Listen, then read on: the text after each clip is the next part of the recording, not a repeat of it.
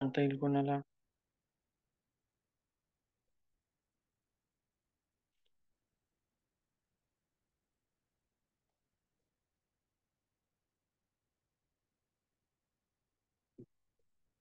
कोण आहेत रेग्युलर मध्ये असणारे? कोण सांगा एक जण कोणतर लवकर. हम्म. सर सर कुठे गेली? हो सर सर अजून दिसत नाहीये. ठीक आहे. विकास.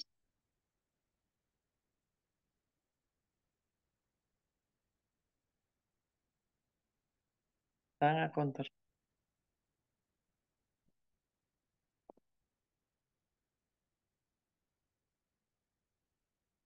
ठीक आहे, बघूया आपण.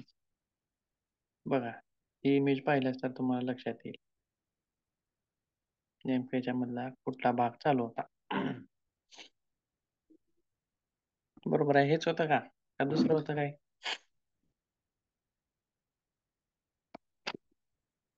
याच्यामध्ये बघा, पहिला भाग यम नियमांचा आपण बघितला, सकारात्मक तत्वज्ञान. आणि दुसरा जो होता तो आसनांचा भाग. आसन, सूक्ष्म व्यायाम, सूर्यनमस्कार. याच्या मागचं तत्व काय आहे? म्हणजे शारीरिक हालचाली याच्याशी ते जोडलं गेलेलं आहे असं आपण पाहिलं. शारीरिक हालचाली शरीराच्या किती महत्त्वाच्या आहेत, त्याच्यावरती किती डिपेंड आहे सगळं शरीराचं आरोग्य, ते सगळं आपण पाहिलं. आणि त्या शारीरिक हालचालींचा सहसंबंध आपण या आसनांची वगैरे पण जोडलेला होता.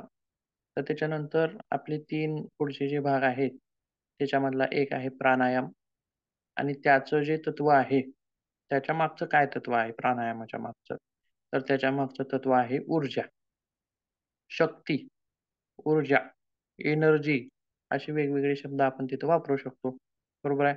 जसं की इंधन, काल परवाच आपण 1 तासामध्ये पाहिलं बघा.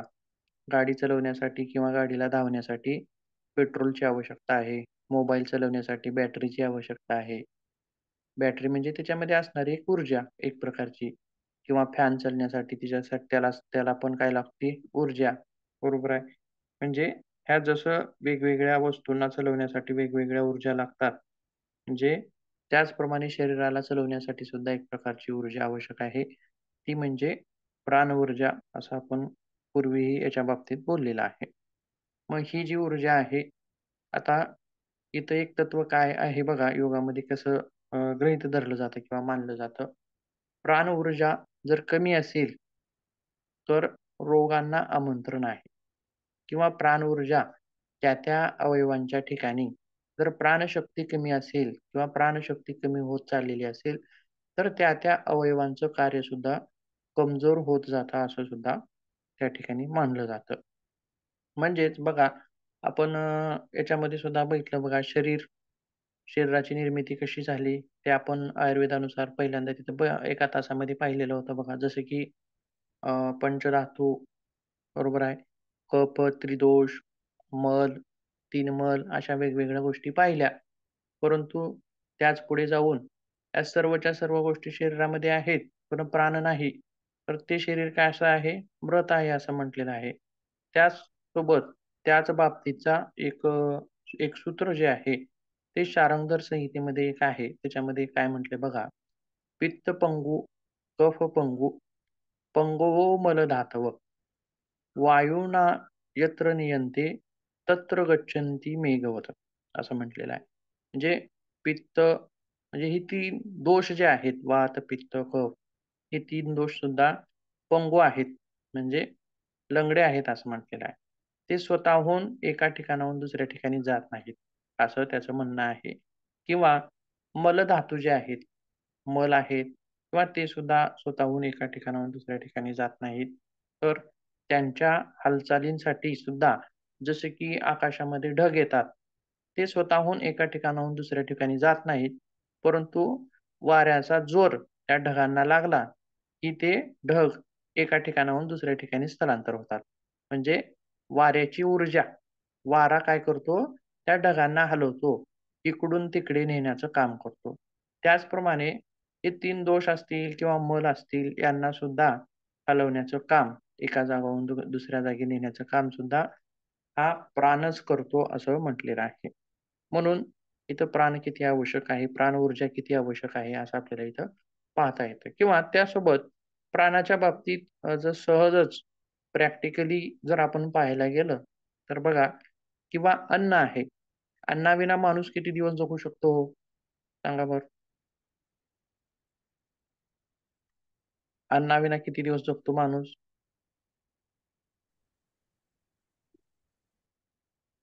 सांगा कोण तर?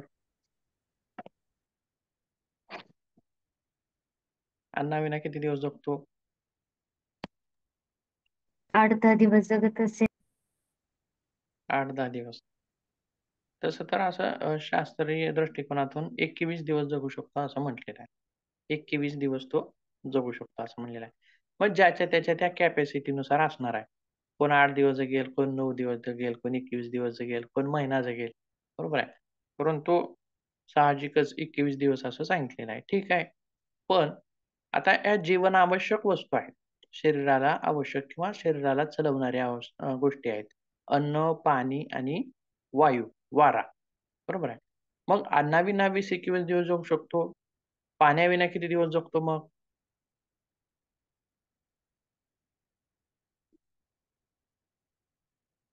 पाण्याविना किती दिवस जगेल?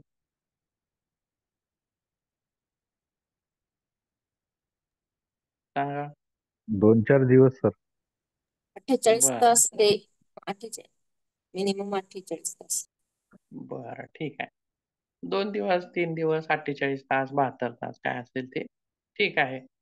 पण आता वाऱ्याविना म्हणजे श्वासाविना किती दिवस जगेल सांगा आता? सेकंद पण नाही. मग बघा बरं. बघा लक्षात घ्या. अन्न, पाणी आणि वायू या तिन्हीमध्ये मग सगळ्यात महत्त्वाचं काय आहे हो? हवा. सगळ्यात महत्त्वाचं आहे हवा. बरोबर आहे. पण आपण त्याला प्राधान्य कसं देतो? अगोदर अन्नाला प्राधान्य देतो. बरोबर आहे. म्हणजे जे जिभेला गोड-गोड लागतं, पोट भरून खातो, हवं तितकं खातो, कधीही खातो. बरोबर आहे. म्हणजे त्याच्याकडं तेवढं लक्ष देतो खाण्याकडे. त्याचप्रमाणे पाणी सुद्धा आपण पीत असतो.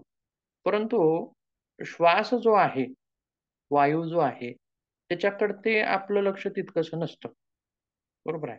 अन्न पोट भरून खातो, अन्नाचं आपण जेवण करतो. परंतु वायूचं काय आहे का? त्याच्यावरती आपलं कधी लक्ष आहे का? तर कधी आपलं लक्ष नसतं. ते स्वाभाविक चालत असतं. बरोबर आहे. स्वाभाविक चालत असतं. पण ऋषीमुनींनी काय केलं, तर याच्याकडे सुद्धा काय विचार केला, ही वायू इतका आवश्यक आहे, तर मग त्याचं सुद्धा आपण भोजन केलं पाहिजे. बघा कसं आहे. अन्नाचं ज्याप्रमाणे आपण भोजन करतो पोट भरून, त्याप्रमाणे वायूचं सुद्धा भोजन करता येईल का? असं त्या ठिकाणी बघितलं. म्हणजेच हे भोजन कसं केलं जातं, तर त्या भोजनाचं नाव आहे प्राणायाम. त्या भोजनाचं नाव आहे प्राणायाम. जसं की आपण डीप ब्रीथिंग केली, थोरॅसिक ब्रीथिंग बरोबर आहे किंवा ॲब्डॉमिनल ब्रीथिंग, फुल योगिक ब्रीथिंग, अनुलोम-विलोम असेल, वेगवेगळे कुंभक असतील, काही असेल. त्याच्यामध्ये बघा, जो आपण सामान्य श्वास घेतो, सामान्य श्वासापेक्षा अधिक जास्त प्रमाणामध्ये त्याच्यामध्ये आपण श्वास घेत असतो. बरोबर आहे. म्हणजेच काय, हे एक प्रकारचं अन्नाचं भोजनच आहे. सॉरी हवेचं एक प्रकारचं भोजनच आहे. त्याच्याकडे लक्ष जाणीवपूर्वक लक्ष त्या ठिकाणी एकत्रित केलं जातं. त्यासोबत प्राणालाच उपनिषदामध्ये ब्रह्म असं सुद्धा म्हटलेलं आहे. त्यासोबत बघा काय म्हटले आणखी, तर अखिल ब्रह्मांडामध्ये प्राण हा सर्व शक्तिशाली आहे, असं सुद्धा त्या ठिकाणी म्हटलेलं आहे. म्हणजे प्राणाला किती महत्त्व आहे बघा. प्राण म्हणजे फक्त वायूच का? तर नाही, तर ती एक जीवनदायिनी शक्ती आहे, असं सुद्धा म्हटले.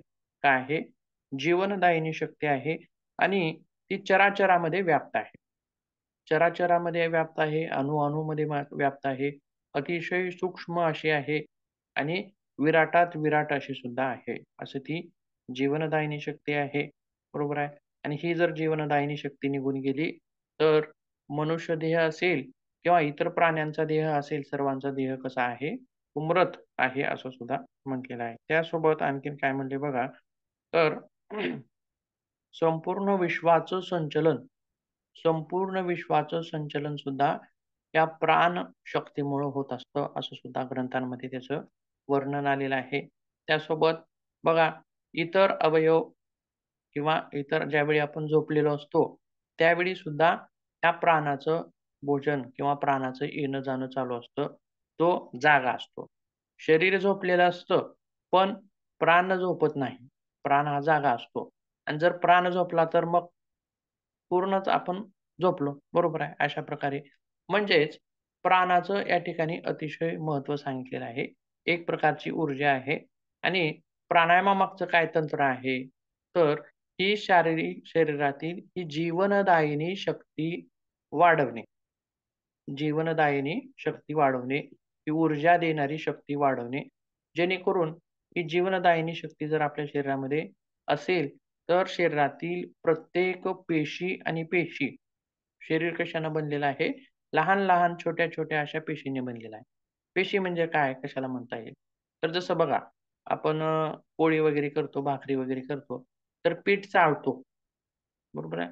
आता पोळी कशापासून बनलेली आहे असं आपण म्हणूया? पिठापासून बनलेली आहे. पण पिठाच्या लहान-लहान कणापासून बनलेली आहे असं आपण म्हणू शकतो. परंतु त्याच्यामध्ये पाणी घालून, मळून त्याच्यापासून आपण पोळी केली, ते आपल्याला ओळखू येत नाही. त्याचप्रमाणे आपलं शरीर सुद्धा अतिशय सूक्ष्म, डोळ्याला न दिसणाऱ्या अशा अतिशय सूक्ष्म छोट्या-छोट्या, छोट्या-छोट्या पेशींपासून बनलेलं आहे. परंतु त्याचं विभाजन आपल्याला ते दाखवता येत नाही. ते मळून तयार केल्यासारखं आहे. देवानं बनवलेलं आहे असं आपण म्हणूया. जसं पोळी आपण बनवतो त्याप्रमाणे. आणि या प्रत्येक पेशीला या प्रत्येक पेशीला जिवंत राहण्यासाठी, या प्रत्येक पेशीला तिथं स्वतःचं कार्य पूर्ण पार पाडण्यासाठी ही प्राणशक्ती आवश्यक असते. ही जीवनदायिनी शक्ती आवश्यक असते आणि या शक्तीलाच विज्ञानामध्ये काय म्हटलं जातं? ऑक्सिजन असं म्हणतात. काय म्हटलं जातं? ऑक्सिजन असं म्हटलं जातं. बघा, शरीरातील प्रत्येक पेशीच्या चयापचयाच्या क्रिया असतील किंवा त्याच्या ज्या क्रिया आहेत, त्या सगळ्या क्रिया ऑक्सिजनवरती अवलंबून असतात. 1 मिनिट जरी ऑक्सिजनचा जर पुरवठा बंद झाला, तर ते मृत होतात. त्यांच्या सगळ्या क्रिया थांबतात. मेंदूच्या क्रिया थांबतात, हृदयाच्या क्रिया थांबतात, पचनक्रिया थांबतात, सगळ्याच्या सगळ्या क्रिया थांबतात. म्हणून ऋषीमुनींनी काय केले, की या प्राणशक्तीला वाढवलं. समजा मग काय म्हणलं बघा, प्राणशक्ती कमी होणं किंवा प्राणशक्ती निघून जाणं म्हणजे मृत्यू. तर प्राणशक्ती वाढवणं म्हणजे मग काय? तर जीवन. असं त्यांनी त्याचं हे केलं. मग ह्या प्राणशक्तीला वाढवण्यासाठी आणि वाढवून आपली शारीरिक विकार हे दूर होतात. हे कधी समजायला लागलं? हे आत्ता अलीकडच्या काळामध्ये. जसं की मी सांगितलं की योगा थेरपी हे नाव कसं आलं किंवा तिची सुरुवात कुठून झाली. परंतु पूर्वी ऋषीमुनींनी हे योगा थेरपी म्हणून असं त्याला डेव्हलप केलेलं नाही. आलं का लक्षात? पण त्यांचं तत्व वेगळं आहे. शरीरामध्ये जीवनदायिनी शक्ती वाढली म्हणजे शरीरातली रोग, विकार हे आपोआपच दूर होतात. कपालभाती केल्यामुळं काय-काय विकार दूर होतात हे आत्ता सायन्स सांगत आहे. बरोबर आहे. अनुलोम-विलोम केल्यानं काय होतं? भस्त्रिका केल्यानं काय होतं? ऊर्जेचा संचार होतो का काय होतं? मधुमेह कमी होतो. असे वेगवेगळे विकार कमी होतात. हे सायन्स आता सांगतंय. पण पूर्वी त्यांनी तत्व काय वापरलंय? प्राणशक्ती असं त्याला म्हणते. आणि प्राणशक्तीच्या संचरणानं हे वेगवेगळे विकार आपोआपच दूर होतात. म्हणजे प्राणायामाच्या मागचं जे तत्व आहे, ते ऊर्जेचं तत्व आहे. बघा, आपण असं 1-2 रोपटे लावलेली आहेत. 2 रोपटी लावलेली आहेत आणि एका रोपट्याला आपण वेळोवेळी त्याला खत, पाणी असं देतोय आणि एका रोपट्याला मात्र आपण त्याच्याकडे दुर्लक्ष केलंय. त्याला खत, पाणी देत नाही. तर कोणत्या कुंडीतील रोपटं चांगलं येईल?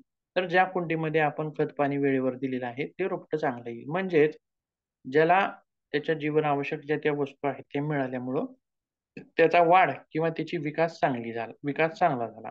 त्याचप्रमाणे शरीराला जीवनदायिनी शक्तीच्या जीवनदायिनी शक्ती जर पुरेपूर मिळाली, तर आपल्या शरीराचा विकास सुद्धा तितक्याच जोमाने होतो, असं त्या ठिकाणी म्हटलेलं आहे.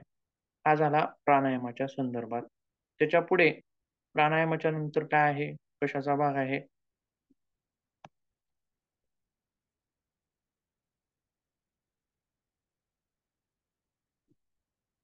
प्राणायामाच्या पुढे काय आहे?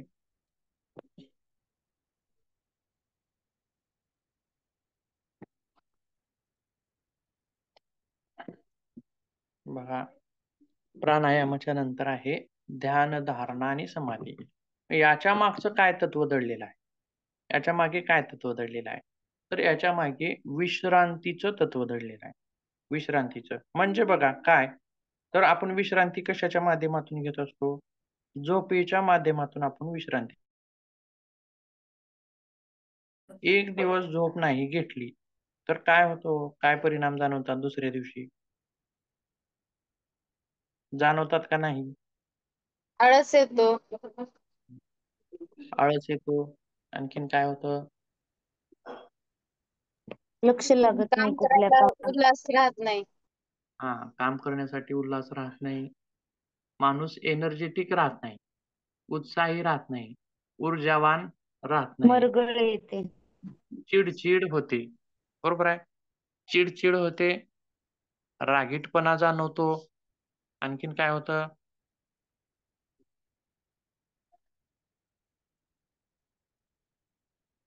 सांगा. आळ सारखं-सारखं डोळे सारखं-सारखं आळस डोळे झाकत आळस होतात. येतो.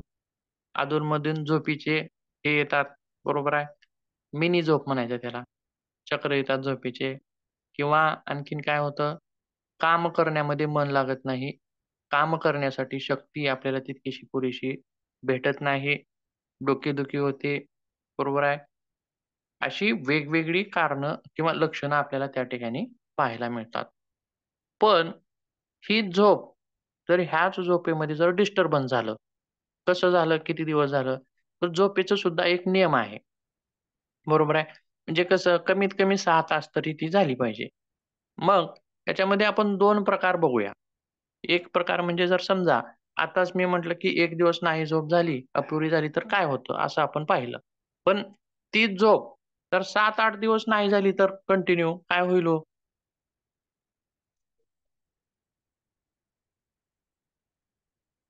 सांगा बरं. एका दिवसात इतके परिणाम दिसतात. तर तीच 6-7 दिवस जर नाही झाली कंटिन्यू तर काय होईल? काय परिणाम दिसतील? मानसिक संतुलन बिघडेल. मानसिक संतुलन बिघडेल. बरोबर आहे. किंवा त्याच्यापेक्षा आणखीन भयंकर परिणाम त्याच्यामध्ये दिसून येतील. त्यासोबत आणखीन एक त्याच्यामध्ये पद्धत बघूया. तर तुम्हाला 6 तास झोप आवश्यक आहे. पण तुम्ही कमी घेताय. आता जसं की अलीकडचं जे जनरेशन आहे बघा मोबाईलचं जनरेशन. त्याच्यामध्ये 12 कधी वाजले ते कळत नाही. 1 कधी वाजलं कळत नाही. तसंच त्या मोबाईलमध्ये गुंतत गेलं की पुन्हा 2 वाजलेलं पण कळत नाही, 3 वाजलेलं पण कळत नाही. 3 वाजता झोपणार, पुन्हा आणि सकाळी लवकर म्हणजे 9-10 वाजता उठणार. हे सुद्धा स्लीपचं जे काय आहे डिस्कनेक्शन आहे. बरोबर आहे. किंवा हे सुद्धा काय आहे कमतरता आहे झोपेची. विश्रांतीची कमतरता आहे असं म्हणायचं. कमतरता. मग हे असंच जर कंटिन्यू चालू राहिलं, जर समजा तुम्ही 12 वाजेपर्यंत मोबाईलच बघताय सारखंच, हे असं महिना, 2 महिने, 3 महिने असंच चालू राहिलं, तर मग काय होतं? तर त्याच्यामध्ये वेगवेगळे दुष्परिणाम त्या ठिकाणी जाणून येतात. जसं की लठ्ठपणा आहे. लठ्ठपणा म्हणजे वजन वाढणे. झोप अपुरी असल्यामुळं सुद्धा वजन वाढतं. झोप अपुरी असल्यामुळं सुद्धा कोलेस्टेरॉल वाढतं. झोप अपुरी असल्यामुळं सुद्धा ट्रायग्लिसराईड वाढतं. झोप अपुरी असल्यामुळं सुद्धा थायरॉइडचं हे होतं, इम्बॅलन्स होतं. झोप कमी असल्यामुळं हृदयाचे ठोके वाढतात. म्हणजे हे असंच तुमचं कंटिन्यू चालू आहे. महिना, 2 महिने, 3 महिने तुम्ही झोपेकडे दुर्लक्ष करताय. त्यासोबत काय-काय होतं आणखीन? तर कॅन्सरची रिस्क सुद्धा वाढते. त्यासोबत मधुमेह तुमच्या याच्यामध्ये दाखवू शकतो. उच्च रक्तदाब दिसून येतो किंवा मानसिक नैराश्य दिसून येतं, डिप्रेशन दिसून येतं किंवा इन्फर्टिलिटी सारखे असे विकार दिसून येतात किंवा सेक्स्युअल परिणाम त्याच्यावरती दिसून येतात. त्यासोबत किंवा इम्युन सिस्टम ही सुद्धा वीक होत जाते, वीक होते. पटकन तुमच्यावरती इन्फेक्शन होऊ शकतं. म्हणजे आता ही जी कारणं आहेत, ही कशामुळं झाली हो? कशामुळे उद्भवली? अशी वेगवेगळी शरीराला आराम नाही मिळाल्यामुळे. शरीराला विश्रांती मिळाली नाही किंवा शरीराला आराम मिळालेला नाही. त्याच्यामुळं झाली. किंवा आणखीन एक याच्यामागे आपण तत्व पाहू शकतो. बघा, जसं की आपण थकलेले आहोत किंवा आपले हातपाय दुखत आहेत, डोकं दुखत आहेत. खूप असा आळस आलेला आहे. काम करण्यासारखं तर कॅपॅसिटी उरलेली नाही. पण आपण झोपलो आणि सकाळी उठलो, की बघा काय होतं हो, की पाय दुखायचे कमी झालेले दिसून येतात. डोकं दुखायचं बंद झालेलं दिसून येतं. आळस कमी झालेला दिसून येतो. उत्साहीपणा वाढलेला दिसून येतो. असं पाहिलं का कधी तुम्ही? तर आता बघा हो. माझा स्वतःचा अनुभव असा आहे, की कितीही पाय दुखू द्या किंवा एखाद्या वेळेस असं होतं, की ओव्हर काम होतं. म्हणजे जसं की समजा आपल्या घरामध्ये काहीतरी कार्य आहे, मंगल कार्य आहे. आपण खूप थकलेलो आहोत, भागलेलो आहोत, सगळं भरपूर दिवसभर काम केलेलं आहे. मग संध्याकाळी पाय दुखतात, कंबर दुखते, असं बरंच काही होतं. असं बरेच वेळा आपल्या आयुष्यात होत असतं, चलत असतं. कधी कंबरच दुखते, कधी डोकंच दुखतं. पण तिथं गोळी न घेता आता लगेचच आपल्याला कंबर दुखलेली आहे म्हणून गोळी खायची आणि झोपायची असं नाही करायचं. तर ती झोप जी आहे, ती स्वतः एक मेडिसिन आहे. झोप जी आहे ती स्वतः ती झोप काय करते आपल्या शरीरातले तुमचं पेन असेल, कंबरदुखी असेल, डोकेदुखी असेल, ह्या सगळ्यावरती ती एक स्वतः विलास करते. म्हणजे तिला शरीराची एक स्वतंत्र हीलिंग प्रोसेस आहे. म्हणजे स्वतःला दुरुस्त करण्याची एक प्रोसेस त्या विश्रांतीतून घडत असते. त्या विश्रांतीमार्फत त्या ठिकाणी घडत असते. मग याच्यामध्ये सुद्धा जसं की झोपेमध्ये सुद्धा काही प्रकार आहेत. काही जण झोपल्या-झोपल्या काही लगेचच तासभरामध्ये उठतात किंवा असं सुद्धा असतं. म्हणजे सामान्य झोप, डीप गाढ झोप. स्लीप, गाढ झोप असे वेगवेगळे प्रकार आहेत आणि त्याच्यामध्ये ब्रेनचे वेव्ह पॅटर्न आहेत. Alpha pattern, beta pattern, gamma pattern अशा हा प्रकार तुम्हाला पुढच्या सेमिस्टरमध्ये आहे तो सविस्तर आपल्याला तिथे बघायचा आहे.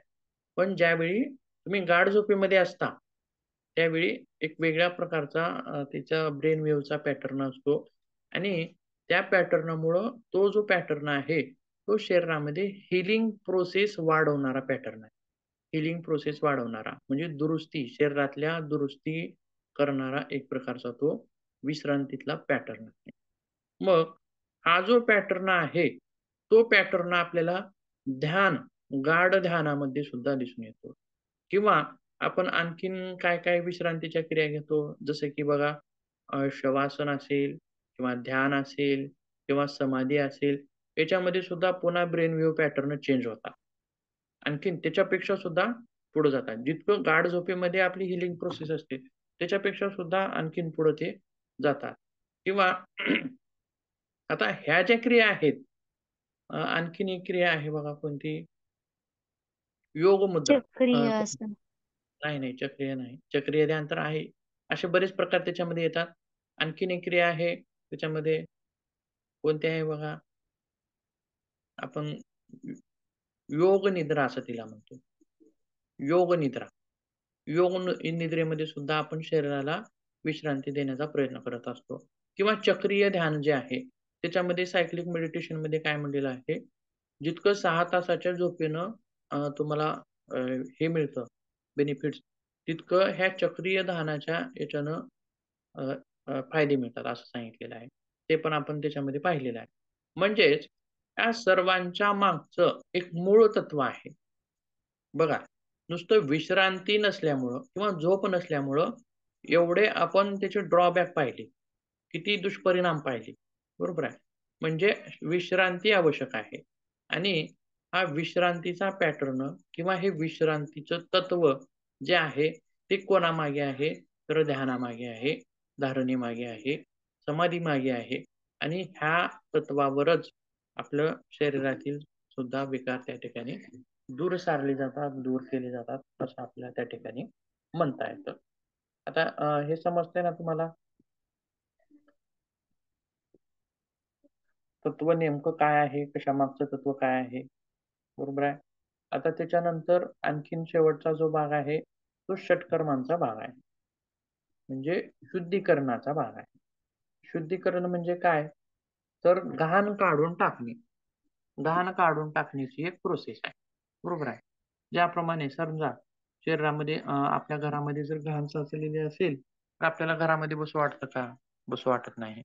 तो त्यासोबत तसंच आपल्या शरीरामध्ये सुद्धा विजातीय तत्व जर समजा आपण रोजचा कचरा रोज आपण बाहेर नेऊन टाकला नाही, तर तो काय होतो आपल्या घरामध्ये साचत जातो. संचयित होतो. बरोबर आहे. असं मग महिना, 2 महिने, 3 महिने, वर्ष असं जर होत गेलं, तर ते वर्षेवर संचयितच होत जाणार आहे. पुन्हा दुर्गंधी पसरणार आहे. जसं आपण घरातला कचरा रोजच्या रोज बाहेर नेऊन टाकतो. त्याप्रमाणे आता ही शुद्धीकरणाची क्रिया सुद्धा ही आंतरिक शुद्धीकरणाची क्रिया आहे. ज्याप्रमाणे आपण रोज अंघोळ करून शरीराच्या वरचा मल धुवून काढतो, त्याप्रमाणे या शुद्धीकरण क्रियेने आपण शरीराच्या आतला मळ आपण धुवून काढत असतो. त्याच्यानं मग ह्या धुण्याच्या क्रियेमुळं वेगवेगळे लाभ आपल्याला त्या ठिकाणी भेटतात. जसं की आता ह्या षटकर्मामध्ये जलनेतीची क्रिया असेल, तर त्याच्यानं आपण नसल जो आहे, नसलचा भाग तिथला आपण धुवून काढतो आणि तो धुवून काढला की त्याचे आपण वेगवेगळे परिणाम त्या ठिकाणी सांगतो. वेगवेगळे शारीरिक परिणाम, लाभदायक परिणाम त्या ठिकाणी सांगतो. त्याचप्रमाणे मग धौती असेल, दंडधौती असेल, वस्त्रधौती असेल, ही क्रिया कशाची आहे? तर अन्ननलिका, जठर यांना धुवून काढण्याची क्रिया आहे आणि त्या काढल्या की त्याच्यानंतर मग आपण तिथे बरेच फायदे सांगतो. बरोबर आहे. ती धुवून काढल्यामुळं. त्याचसोबत बस्ती नावाची क्रिया आहे. जलबस्ती, थलबस्ती अशा क्रिया आहेत. त्याच्यानं काय होतं, की मोठ्या आतड्याचं आपण शुद्धीकरण करतो. बरोबर आहे. म्हणजे त्यासोबत त्या शुद्धीकरणामुळे वेगवेगळे फायदे शारीरिक त्या ठिकाणी सांगत असतो.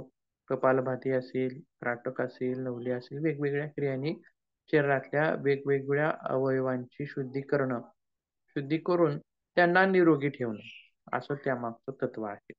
बरोबर आहे. स्वच्छता केली की तिथं हे होतं. अशा प्रकारे ही जी तत्व आहेत वेगवेगळी, कोणत्या मागं कोणतं तत्व या ठिकाणी आपण हा विषय इथं संपवतो. त्याच्यानंतर पुढे काही भाग बघायचा आपल्याला.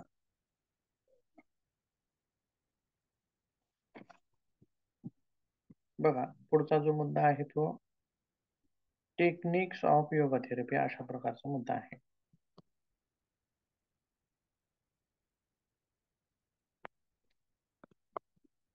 Techniques of yoga therapy. आता मग याच्यामध्ये काय आहे? तत्व बघितली आपण वेगवेगळी. त्याच्यानंतर तंत्र, म्हणजे ती कशा प्रकारे आपण दिली पाहिजे किंवा कोणती दिली पाहिजे, किती दिली पाहिजे, कितीदा दिली पाहिजे, कधी-कधी दिली पाहिजे. म्हणजे हे काय झालं, त्याच्या मागचं तंत्र झालं. बरोबर आहे. मग त्यासोबत जसं की आपण एखाद्याला सूर्यनमस्कार देतो, मग त्यानं किती करणं आवश्यक आहे किंवा एखाद्याला आपण कपालभाती देतो, ती किती करणं आवश्यक आहे, दिवसातून किती वेळा करणं आवश्यक आहे, हे आपण त्याचे सगळं याच्यामध्ये आपण ठरवायचं असतं. मग ही जी योगा थेरपी आहे, ती सुरू करण्यापूर्वी काही गोष्टी आपल्याला लक्षात घ्याव्या लागतात किंवा ही तंत्र देण्यापूर्वी आपल्याला त्या ठिकाणी काही गोष्टी लक्षात घ्याव्या लागतात. मग काय-काय गोष्टी आहेत त्या? जसं की शारीरिक क्षमता आहे, त्यासोबत त्याचं एकूणच आरोग्य, त्यासोबत त्याचं वय आहे, बरोबर आहे, त्याचं ध्येय किंवा त्याचा इतिहास. असं वेगवेगळ्या गोष्टी आपल्याला त्या ठिकाणी बघाव्या लागतात. जर समजा अतिशय कमजोर अशा स्वरूपाचा व्यक्ती असेल आणि त्याच्याकडून आपण अतिशय जास्त व्यायाम करून घेऊ, असं जर झालं, तर त्याला उलट लाभ होण्याऐवजी त्या ठिकाणी हानीच दिसून येते. बरोबर आहे. त्यासारखं. त्यासोबत त्याचं वय काय आहे? त्याचं वय 60 वर्षाचं आहे आणि त्याला आपण शीर्षासन करायला लावलं तर ते शक्य होणार नाही त्याला. तर तसं तर अय्यंगार जे आहेत, ते काय म्हणायचे, की कोणतंही आसन मी कोणत्याही वयातल्या व्यक्तीला शिकवू शकतो. त्यांचं ते तत्व वेगळं आहे, ठीक आहे. पण तिथं आपल्याला त्यांच्या त्यांच्या वयाचा, त्यांच्या शरीरयष्टीचा, त्यांच्या शक्तीचा, त्यांचा आरोग्याचा सगळा आढावा त्या ठिकाणी घेणं गरजेचं असतं. त्यासोबत आणखीन काय म्हणले बघा, योगा थेरपी लागू करताना काही गोष्टी आपल्याला तिथं लक्षात घ्याव्या लागतात. जसं की त्यांच्या वैद्यकीय फाईलचे पुनरावलोकन करणे. म्हणजे काय? तर याच्यातून काय दिसून येतं आपल्याला बघा. आता सहजच एखादी व्यक्ती आपल्याकडे आली आणि ती म्हणते, की माझी कंबर दुखत आहे. खूप कंबर दुखते, त्रासदायक आहे. मग याच्यावरती तुम्ही योगा शिकवा. असं म्हटलं, की मग आपण तिथं लगेचच त्याला शिकवायचा नाही. आलं का लक्षात? तर त्याला म्हणायचं, की तुम्ही अगोदर कुठं दाखवलं होतं? एक्स-रे वगैरे केलेला आहे का? किंवा त्याचा एम-आर-आय केलेला आहे का? असेल तर घेऊन या. बरोबर आहे. मग घेऊन आल्याच्या नंतर मग त्या फाईल्समध्ये आपल्याला ते बघायचं आहे. म्हणजे कंबरदुखीची कारणं काय आहेत? बघा, आता त्या कंबरदुखीच्या कारणामध्ये वेगवेगळी कारणं असू शकतात. जसे की एखाद्याचा मणका जो असतो, तो पडल्यामुळं एखाद्याच्या मणक्यामध्ये क्रॅक झालेला असतो. मग अशा वेळी तिथं योगा थेरपी काम करत नाही. किंवा जिथं जे जॉइंट असतात, फॅसिएट जॉइंट म्हणून एक प्रकारचा भाग असतो. जसं कुलूप असतं बघा. आता मणका म्हणजे आपण असं कुलपासारखा भाग धरूया. ही चपटी ही असते आणि त्याच्यानंतर इकडे-इकडे तोंड असतात बघा 2 त्याला मागचे असे. मग काय होतं ते ते सुद्धा एकमेकावर हे झालेले असतात. आणि त्याच्यामध्ये सुद्धा जर कॉम्प्रेशन वगैरे झालेलं असेल, तर त्याच्यामुळं सुद्धा आपली कंबर दुखत असते. किंवा गादी सरकल्यामुळं सुद्धा कंबर दुखत असते. मग त्याच्यानंतर मग ती कुणीकडे सरकली, इकडे सरकली आहे, का इकडे सरकली आहे, का पुढे सरकली आहे, का मागे सरकली आहे, अशी वेगवेगळी कारणं असतात. किंवा काही लोकांचं काय असतं, त्या फॅसिट जॉइंटमधूनच ब्रेक झालेला असतो. तो मणकाच ब्रेक होऊन पुढे सरकलेला असतो. मग अशा वेळी तिथं सुद्धा योगा थेरपी काम करत नाही. आणि तिथं काही वेळा ऑपरेशन करणं गरजेचं असतं. आता क्रॅक असेल, तर तिथंही आपल्याला तिथं काम करता येत नाही. म्हणजे ते भरून येणं अगोदर गरजेचं असतं.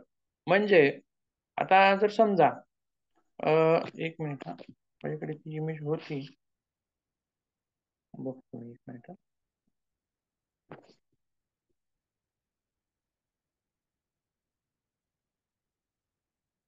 दाखवेल तर बघूया.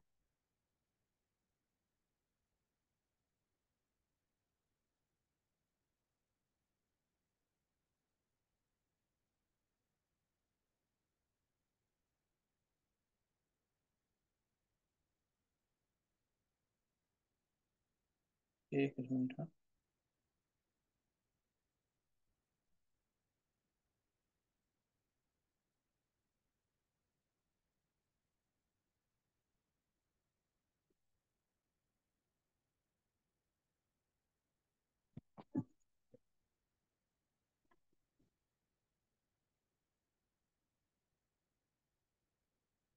आता याच्यामध्ये बघा किंवा याच्यामध्ये सुद्धा असं क्रॅक दिसत नाही व्यवस्थित.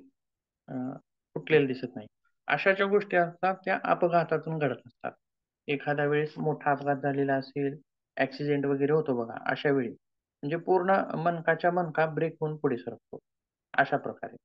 मग त्याच्यामध्ये तुम्ही जर समजा तिथं जर भुजंगासन वगैरे दिलं, तर ते त्यांना सूट होत नाही. भुजंगासनाने कसं बघा त्याची जी प्रक्रिया आहे, ती मणक्यावरती त्याची प्रक्रिया वेगळीच घडत असते. परंतु अशा ब्रेक झालेल्या ठिकाणी मात्र भुजंगासन आपल्या त्या ठिकाणी दिल्यानंतर उलट त्रास जास्त होतो.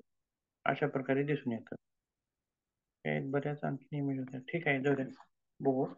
मग इथं काय गरजेचं आहे, तर त्यांच्या ज्या फाइल्स आहेत, वैद्यकीय फाइल्स आहेत, ते बघणं आपल्याला त्या ठिकाणी गरजेचं आहे. त्यासोबत मग असं हे झालं मणक्याच्या बाबतीत. त्याचप्रमाणे मग गुडघेदुखीच्या बाबतीत सुद्धा तसंच आहे किंवा मधुमेहाचा असेल, उच्च रक्तदाब असेल. आता याच्या उच्च रक्तदाबामध्ये तर भरपूर कॉम्प्लिकेशन्स आहेत. बरोबर आहे, की हार्मोनल इम्बॅलन्स झालं तरी सुद्धा उच्च रक्तदाबाचा त्रास होऊ शकतो किंवा बरीच कारणं आपण त्याची पूर्वी सुद्धा आपण पाहिलेली आहेत. मग त्या कारणानुसार आपण त्या फाईल वगैरे जर बघितल्या, तर समजा त्याच्यामध्ये असं दिसून आलं, की थायरॉइडचं इम्बॅलन्स झालेलं आहे. तर मग त्याच्यावर आपण डायरेक्ट उच्च रक्तदाबावरतीच परिणाम करणारी आसनं, प्राणायाम हे न देता, तर त्या थायरॉइडवरती परिणाम करणारी आसनं आणि प्राणायाम जरी दिली, तरी उच्च रक्तदाब आपोआपच कमी होतो, असं असतं. किंवा समजा कोलेस्टेरॉल वाढल्यामुळं जर तिथं रक्तदाब जास्त दाखवत असेल, तर मग तो कोलेस्टेरॉल कमी करण्यासाठी दिली जाणारी आसनं, त्याच्यातून आपल्याला त्या ठिकाणी लाभ होत असतो. असं म्हणजे हे सर्व रोगांच्या बाबतीत हे अशीच पद्धत आपण त्या ठिकाणी अवलंब करायची असते. त्यासोबत आणखीन काय म्हणले बघा पुढे. हं.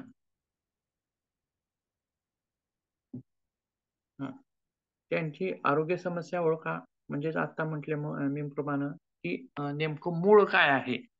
त्या रोगाचं मूळ काय आहे? ते नेमकं ओळखा. त्यासोबत त्यांची जीवनशैली तपासा. जसं की बघा, एखादा व्यक्ती आहे आणि तो शिवणकाम करतो. आता तो आलाय आपल्याकडे आणि माझ्या मानेमध्ये खूप त्रास होतो.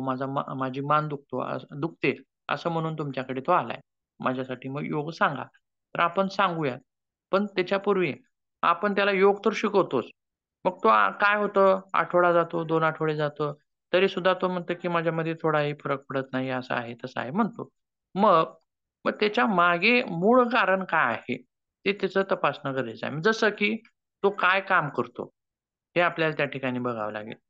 म्हणजेच तो जर समजा शिंपी असेल म्हणजे कपडे टेलर असेल, कपडे शिवण्याचं काम करत असेल, तर काय असतं, की त्याची मान जी असते ती खाली करून तो शिवत असतो.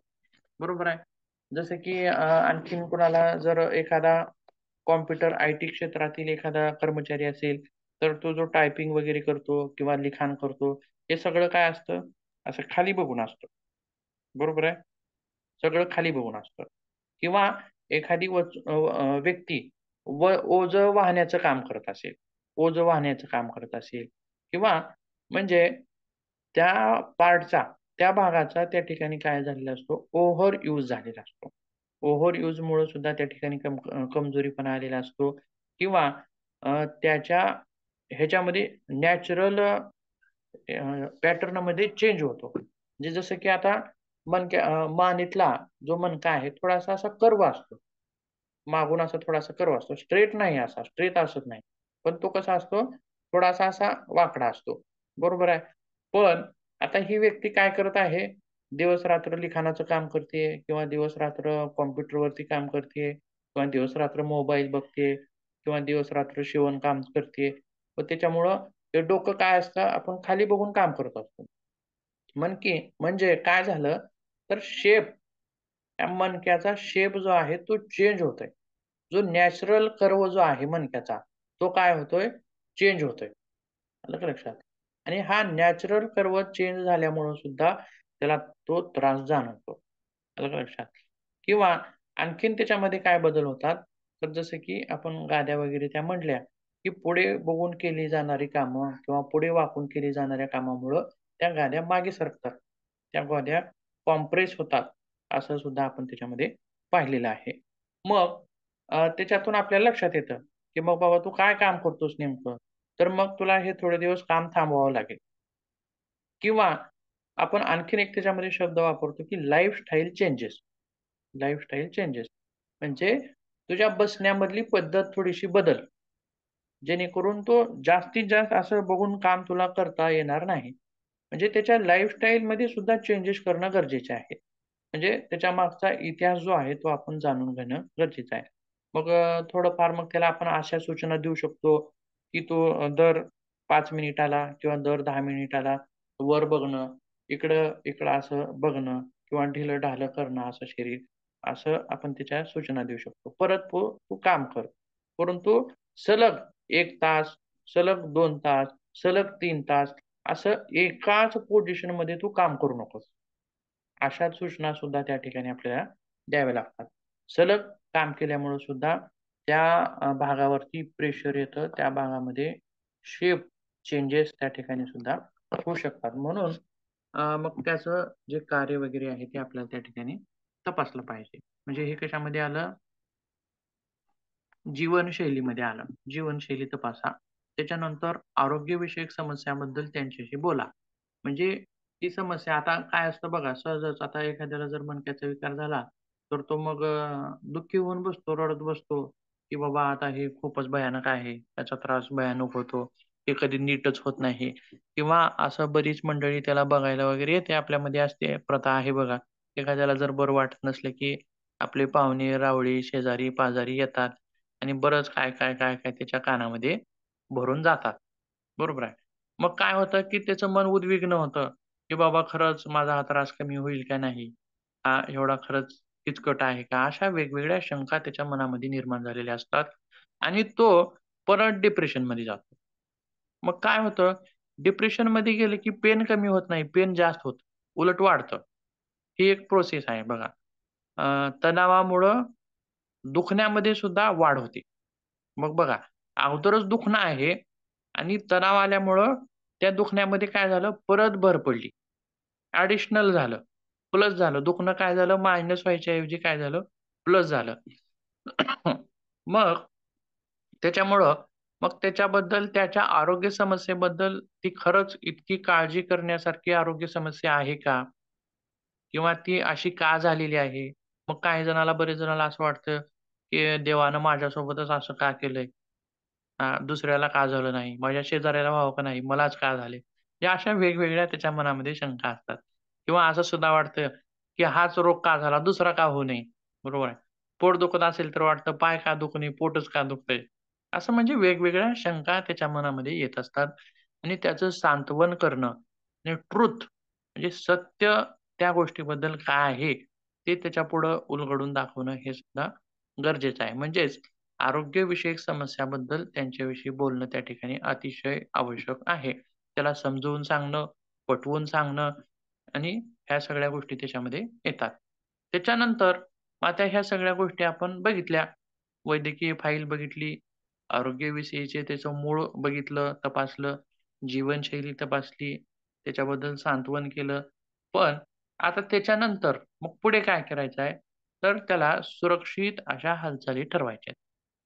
सुरक्षित अशा हालचाली ठरवायच्या आहेत आणि अभ्यास जो आहे तो सावकाश वाढवायचा आहे. आता बघा, जर समजा एखादी व्यक्ती आपल्याकडे आली आहे आणि आपण त्याला काही आसनं किंवा काही प्राणायाम वगैरे शिकवले. पण मग काय व्हायला पाहिजे? एकतर तो आजार तसाच असला पाहिजे किंवा त्या आजारामध्ये घट झाली पाहिजे. बरोबर आहे. पण व्हायला काय लागलंय? आजारामध्ये घट न होता आजार वाढायला लागलाय. मग हे काय झालं हो? बरोबर आहे. आपण दिली जाणारी थेरपी ही चुकीची आहे का बरोबर झाली सांगा बरं आता? या ठिकाणी तर ही आपली दिली जाणारी थेरपी चुकीची चुकीची. झाली. बरोबर आहे. म्हणजे म्हणून काय म्हणलेलं आहे, सुरक्षित अशा हालचाली ठरवा, विचारपूर्वक अशा हालचाली ठरवा आणि अभ्यास सावकाश वाढवा. का सावकाश वाढवा? तर तुम्ही सुरुवातीला जर तो अभ्यास जास्त प्रमाणामध्ये दिला आणि जर तो चुकीचा असेल, तर मग बघा त्या क्लायंटचं किती नुकसान आहे. आणखीन जास्त नुकसान त्याचं होणार आहे. काल परवाच मी एक उदाहरण दिलं होतं बघा. सर्व्हायकल पेनचा त्रास आहे आणि त्याला हलासन दिलं गेलं, असं त्या ठिकाणी आपण म्हटलं होतं. म्हणजे एखाद्या आजारामध्ये, एखाद्या समस्येमध्ये एखादा योगाभ्यास त्या ठिकाणी चांगलंच कार्य करेल असं नाही. तर त्या ठिकाणी काही अडचणीमुळं तो त्रास द्विगुणित सुद्धा होऊ शकतो. मग अशा वेळी त्या हालचाली त्या ठिकाणी काय करायच्या, ड्रॉप करायच्या. त्या हालचाली वगळायच्या. मग त्या ठिकाणी परत मग ज्या हालचालीने त्या व्यक्तीला समाधान वाटतं, बरोबर आहे. बघा, एकतर रोग कमी झाला पाहिजे हा आपला उद्देश आहे. एकतर आता समजा योगाभ्यास करतोय पण रोग आहे तसाच राहिलाय. हे ठीक आहे. कमी झालाय, उत्तम आहे. पण वाढलाय हे मात्र चुकीचं आहे. या दोन्हीपैकी म्हणजे ते घडणं आवश्यक आहे. बरोबर आहे. त्यासोबत आणखीन काय म्हटले बघा, पुढे एक मुद्दा आहे. इजा टाळण्यासाठी योग्य फॉर्म किंवा तंत्र कसं वापरावे ते ठरवा. म्हणजेच आता मी म्हटल्याप्रमाणे जसं की अयंगारनी म्हटलं होतं, की मी कोणत्याही वर्षातल्या व्यक्तीला मी आसन वगैरे ते शिकवू शकतो. अवघडातील अवघड आसन शिकवू शकतो. म्हणजे काय? त्यांचा एक पॅटर्न आहे. त्या पॅटर्नमध्ये ते काय करतात? ब्लॉक्स वापरतात बघा. ब्लॉक बघितलेत का तुम्ही? हो. अयंगर योगात टाकलं की त्याच्यामध्ये येतं बघा. अयंगर. कोण काय करतं, कोण खुर्चीला धरून बसलंय, कोण खुर्चीचा वापर करून कुठलं तरी आसन करतंय किंवा वेगवेगळी आसनं काठीचा, करण्यासाठी दोऱ्यांचा. वेगवेगळे आसनं करण्यासाठी वेगवेगळं साहित्य आहे त्यांच्याकडे. कंधारासन करण्यासाठी वेगळं साहित्य आहे किंवा कोणी लोडच वापरतंय, कोणी तक्या वापरतंय, कोणी एकमेकावर एक वेगवेगळ्या तक्या ठेवून त्याच्यावरती वेगळंच आसन करण्याचा प्रयत्न करतंय. बरोबर आहे. कुठं ते बेल्ट वापरले जातात, कुठं दोऱ्या वापरल्या जातात. म्हणजे हे का वापरायचे? कशासाठी वापरायचे? का आवश्यक आहे? तर तिथं इजा होऊ नये. आलं का लक्षात? आता समजा कंबर तुम्हाला दुखते, तुम्ही भुजंगासन दिलंय. पण जर तेच भुजंगासन दिलं, तर ते जर एखाद्या सहाय्यक गोष्टीचा आधार घेऊन जर केलं, तर त्या ठिकाणी त्याला आणखीनच त्यामध्ये लाभ झाल्याचं त्या ठिकाणी दिसून येतं. म्हणून काय म्हणलंय, की इजा टाळण्यासाठी योग्य असं फॉर्म त्या ठिकाणी वापरायचा आहे. वेगवेगळं तंत्र वापरून त्या ठिकाणी त्याला वेगवेगळ्या गोष्टी शिकवायच्या आहेत. त्याचनंतर आणखीन काय म्हणले बघा, पुढचा जो मुद्दा आहे, योगाचा परिणाम कसा होतो ते स्पष्ट करा. म्हणजे काय हो?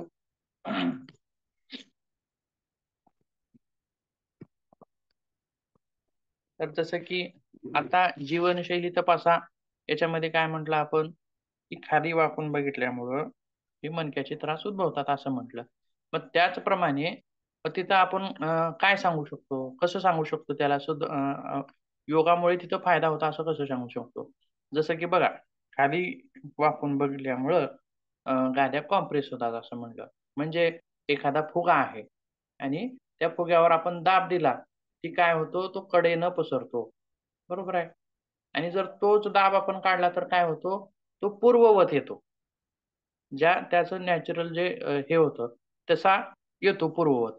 त्याचप्रमाणे कॉम्प्रेशन झाल्यामुळं गाद्या दाबल्या आणि त्याच्यावरचं कॉम्प्रेशन काढलं, की त्या गाद्या पूर्ववत येतात.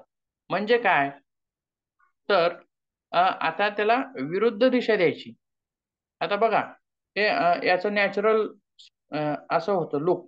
परंतु ते पुढे बघून ते नॅचरल लूक बिघडलं होतं आणि सरळ झालं होतं. बरोबर आहे. मग त्याला आता परत नॅचरल लूकमध्ये आणायचं आहे, तर त्याला काय करावं लागेल? मागे बघावं लागेल. पुढे बघून बिघडलं होतं, तर मागे बघावं लागेल.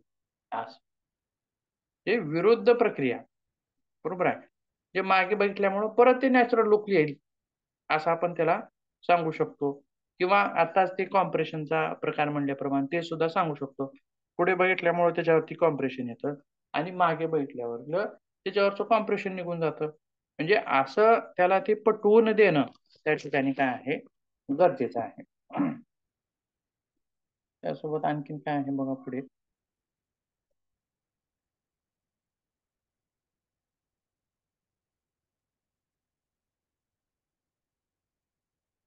योगाचा परिणाम कसा होतो तो स्पष्ट करा. असं हे सगळं झालं. त्याच्यासोबत सत्र झालं, की मग त्याच्यानंतर काय करायचं आहे आपल्याला, सत्रांचं नियोजन करायचं आहे. योग सत्रांचं नियोजन.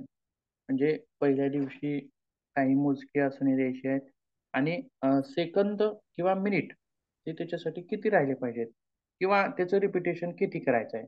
जसं की आपण उत्तान पादासन दिलं किंवा कंदरासन दिलं, तर त्याला काय म्हणतो, की बाबा एकदा उचलायचं, 3 काउंट करायचे आणि खाली सोडायचं. परत उचलायचं, 3 काउंट करायचे. 1, 2, 3 म्हणायचं आणि सोडायचं. असं आपण त्या ठिकाणी सांगत असतो. मग त्याचप्रमाणे सुरुवातीला ही जी काउंटिंग आहे ती कमी असेल. 3 मणीपर्यंतची असेल. पुन्हा त्याच्यानंतर ती कशी वाढवायची? 5 मणीपर्यंत वाढवायची आहे. पुन्हा 10 मणीपर्यंत वाढवायची आहे. पुन्हा 20 मणीपर्यंत वाढवायची आहे. अशी ती काउंटिंग वाढवायची आहे. पुन्हा काय झालं, एकदा उचललं आणि 1, 2, 3, 4, 5, 6, 7 असं 20 मणीपर्यंत आपण ते होल्ड केलं. अशा प्रकारे ती आपल्याला पुढे प्रक्रिया वाढवायची आहे.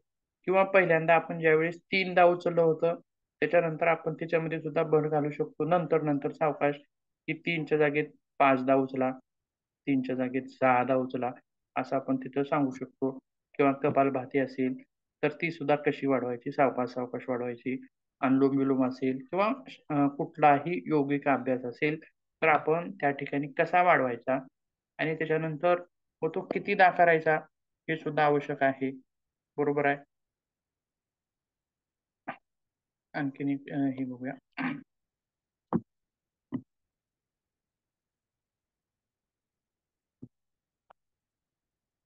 आता बघा ह्याच्यामध्ये आपण सांगितलेलं आहे बघा, वेळ याच्यामध्ये बघायचा आहे. सुरुवातीचे योगा थेरपी सत्र 15 ते 30 मिनिटापासून आपल्याला सुरू करता येते. परंतु कमीत कमी 15 मिनिटापासून. सुरुवातीला 30 मिनिटापासून करता येत नाही. तर मग नंतरचा जो कालावधी आहे, तो 30 ते 40 मिनिटापर्यंत आपल्याला तो वाढवता येतो. परंतु तीच प्रक्रिया आता समजा 3 आसनं आपण त्याला सांगितली आणि हे आसनं तू 8 दिवस कर, असं आपण त्याला सांगितलं. मग 8 दिवस केल्याच्या नंतर तो परत आपल्याकडे येतो. मग आल्यानंतर मग तुझा त्याचा त्रास कमी झालाय, जास्त झालाय का आहे तसाच आहे ते बघायचं आणि त्याच्यानंतर त्या 3 आसनामध्ये आणखीन 3 आसनं त्याच्यामध्ये ॲड करायची. मग परत ते आसनं 8 दिवस करायचे त्याला. त्याच्यानंतर तो परत आला की परत त्याच्यामध्ये आणखीन काहीतरी आपल्याला त्या ठिकाणी ऍड करायचे अशा प्रकारे. किंवा ही जी सत्र आहेत मग ती किती द्यायची, किती दिवसाला द्यायची. समजा जर दर आठवड्याला 4 सत्र आपण दिली तर त्याच्यानंतर नंतरच्या काळामध्ये ती सत्र आठवड्यातून 5 वेळेस 6 वेळेस अशा प्रकारे करू शकतो. किंवा कालांतराने आपण त्याचा कालावधी किंवा सत्रांची वारंवारता वाढवू शकतो. परंतु हे असंच आपल्याला किती दिवस चालू ठेवायचं आहे, मग त्याला का असं चालूच ठेवायचं आहे का, बंद करायचं नाही का, तर बंद करणं सुद्धा त्या ठिकाणी आवश्यक आहे. म्हणजे आता त्या व्यक्तीला चांगलं जमू लागले, चांगलं तो करू लागलाय किंवा त्याच्या विकारामध्ये बऱ्यापैकी फरक पडलेला आहे, अशा नंतर आपण ती सत्र बंद सुद्धा करू शकतो. ज्यावेळी त्याला अडचण वगैरे वाटेल त्यानंतर ती सत्र त्याला आपण त्या ठिकाणी वेगळ्या सूचना देऊ शकतो. अशा प्रकारे. किंवा गृहपाठ म्हणजे काय आहे, तर आता समजा तो आपल्याकडे आलाय, जे 3 सत्र, आता 4 सत्र आपण तिला दिले, पण मधला काळ जो आहे तर त्याच्यामध्ये काय करायचं आहे, तर त्याला स्वतःला तो अभ्यास करायचा आहे.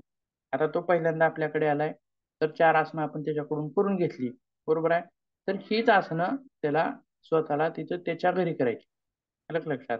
2 दिवस त्याच्या घरी करायचे आहेत, तिसऱ्या दिवशी आपल्याकडे यायचं आहे. परत 2 दिवस त्याच्या घरी करायचे आहेत, परत तिसऱ्या दिवशी आपल्याकडे यायचं आहे. अशा पद्धतीनं ग्रहपाठ नावाचा जो प्रकार आहे तो त्याच्यामध्ये असं ऍड करता येतो. आणखीन परिणामामध्ये मग काय सांगता येईल तर बघा काय काय म्हटलंय, योगा थेरपी नंतर जो परिणाम आहे तो निश्चित नाही, निश्चित कालावधी त्याच्यासाठी नाही. काही जणांना लगेच बरं वाटेल, काही जणांना आठवड्यामध्ये बरं वाटेल, काही जणांना मग महिना 2 महिन्यानं बरं वाटेल. म्हणजे काय, तर तो होणारा जो इफेक्ट आहे तो कसा आहे बघा. आता एखाद्याचं वजन वाढलेलं आहे आणि त्याच्यावरती आपण 8 दिवस त्याच्याकडून सत्र करून आपण घेतली, 8 दिवसामध्ये त्याच्यावरती परिणाम दिसून येईल का हो, दिसून येणार नाही. त्याला कमीत कमी महिना तरी व्हायला पाहिजे. म्हणजे ती फॅट कमी व्हायची प्रोसेसच तशी आहे. ती प्रोसेस व्हायलाच 8-15 दिवस लागतात फॅट कमी व्हायच्या प्रोसेसला.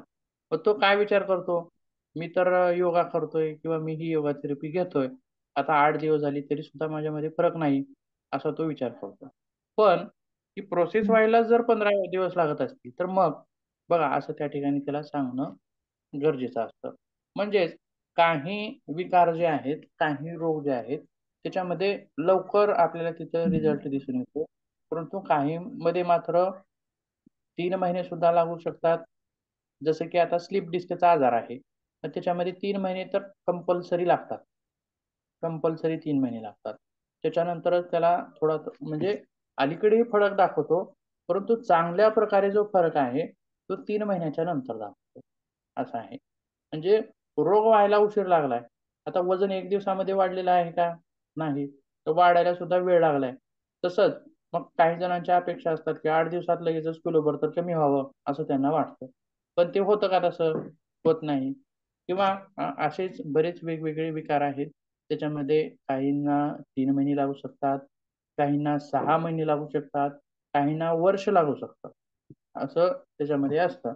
थोडक्यात बघा योग केल्या केल्या लगेचच कोणते परिणाम दाखवून येतात बरं, सांगा बरं.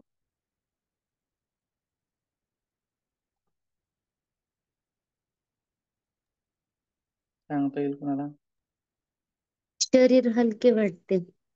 शरीर हलकं वाटतं, मन प्रसन्न वाटतं, फ्रेश वाटतं, भूक लागते, बरोबर आहे. अशा वेगवेगळ्या गोष्टी आपल्याला त्या ठिकाणी दिसून येतात. बघा थोडक्यातच इथं 3 सेक्शन केलेले आहेत, जसं की after class, after few months आणि आफ्टर इयर, असं वेगवेगळे प्रकार दिलेले आहेत.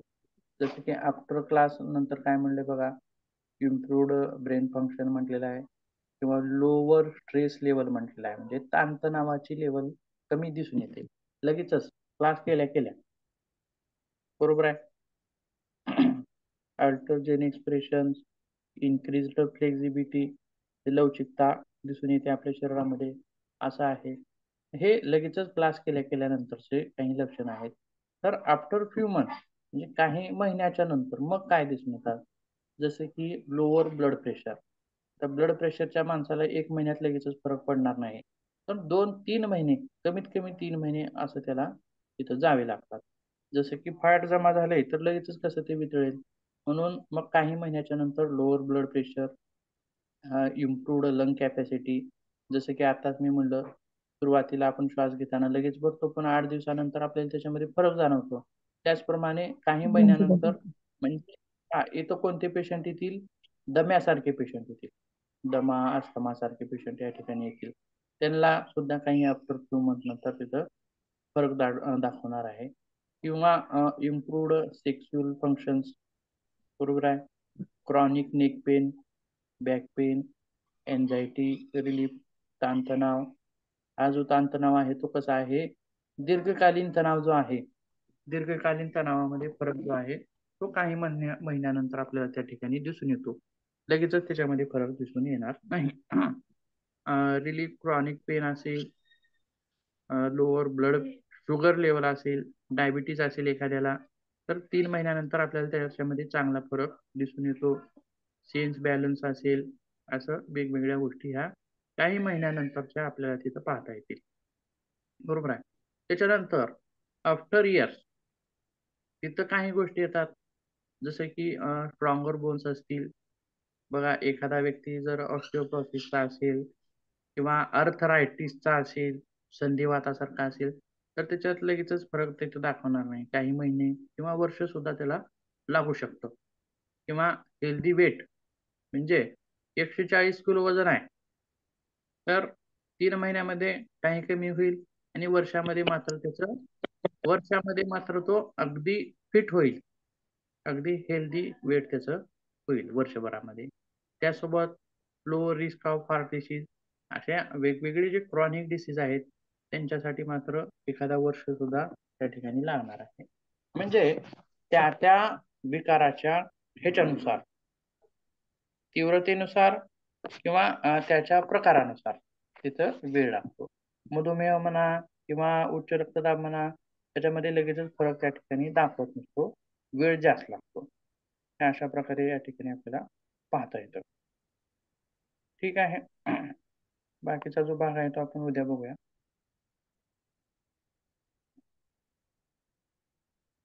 याच्यामध्ये काही अडचण असेल तर विचारू शकता.